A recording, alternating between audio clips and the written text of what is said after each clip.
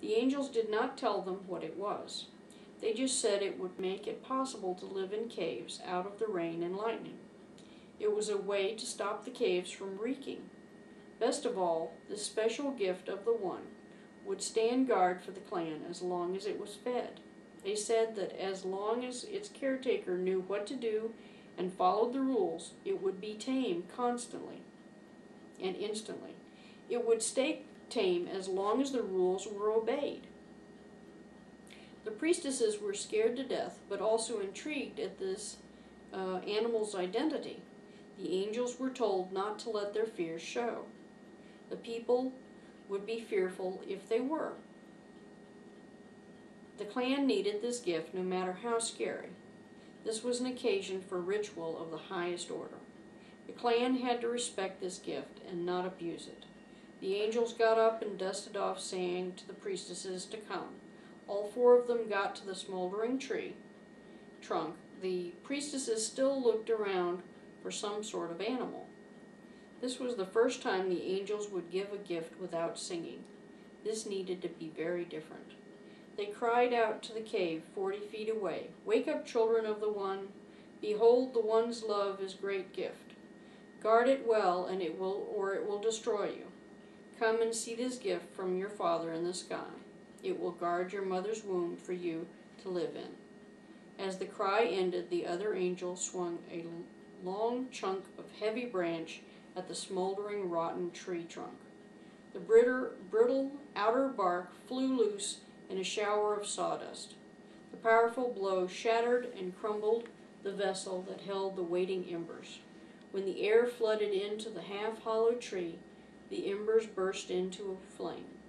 It became a newborn fire as it consumed its own womb, a force of both destruction and protection. The people could not see the priestesses trembling. They only knew that they stood their ground. This alone was noteworthy, but what happened next astounded the clan.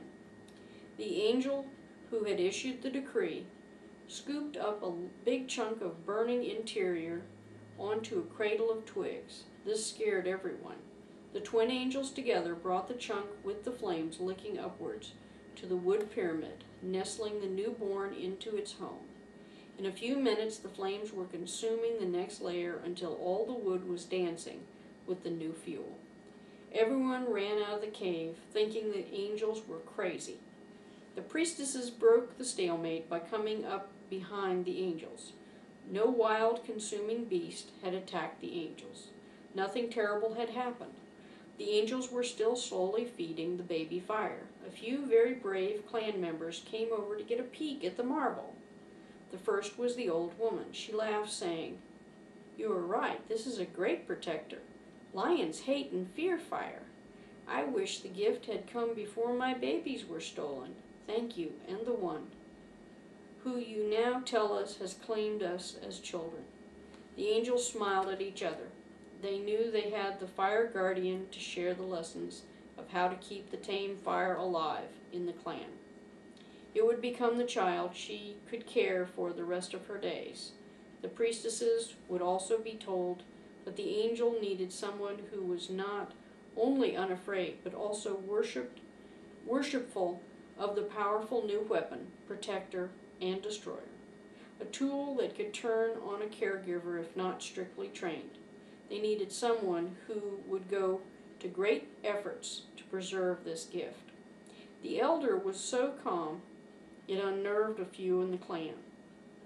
The rest of the clan picked up on her mood, though, and they stayed a distance away, relaxed. The clan had accepted the gift. Over the next few years, the uses for the gift was expanded by accident and innovation by the old woman. A few youngsters had taken to bringing chunks of limbs so they could sit and learn about the gift.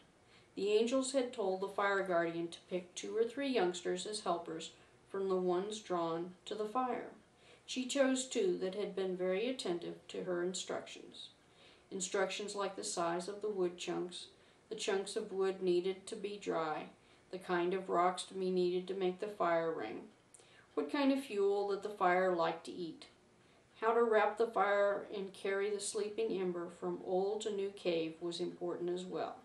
The helpers made a show of procession as the embers were transported. They were joyous when the old woman hugged them and asked them if they would stay on as her helpers. Her apprentices were both crippled in attacks as children. They felt useless as clan members until she chose them. They loved the fire as the guardian did. The old woman got children to guide. The clan was happy too.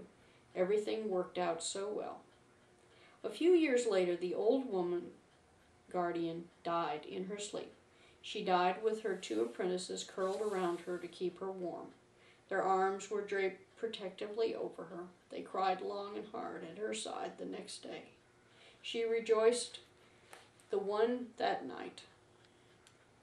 She saw her stolen children that night. She was praised for the responsible tradition she had made of potentially dangerous transition.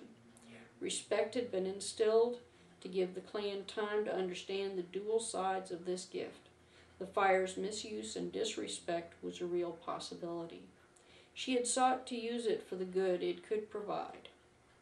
The angel sang a song for the fire guardian. The image that was given was powerful like the fire she had tended. It was a fire that flew fiercely in defense of the clan.